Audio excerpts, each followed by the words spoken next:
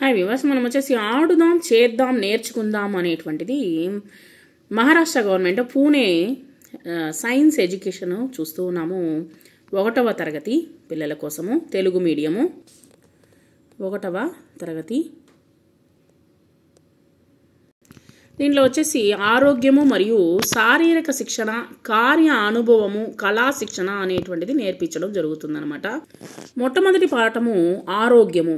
నా దినచర్య ఏంటి అంటే సూర్యోదయానికి ముందు లేవాలి. సూర్యోదయము రాకముందే ముందే లేవాలి. 5-5:30కి లేసేయాలి. కాలకృత్యాలు తీర్చుకోవాలి. పళ్ళు తోముకోవడము, తర్వాత వచ్చేసి టాయిలెట్కి వెళ్ళేసి రావడము, రెస్ట్ రూమ్కి వెళ్ళేసి రావడము, ఇవన్నీ కాలకృత్యాలు అనేటువంటిది తీర్చుకోవాలి.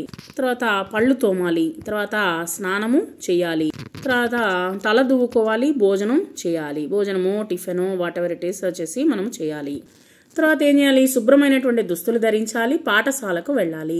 తర్వాత స్కూల్కి వెళ్ళిన తర్వాత మైదానంలో ఆడుకోవాలి, చదువుకోవాలి. తర్వాత ఇంటి పనులు చేయాలి, నిద్రించాలి.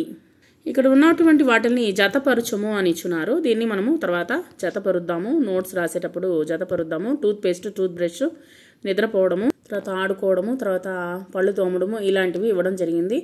వాటిని తర్వాత రాసి తర్వాత జతపరుద్దాము. ఇక్కడ ఆహారం అనేటువంటిది బాగా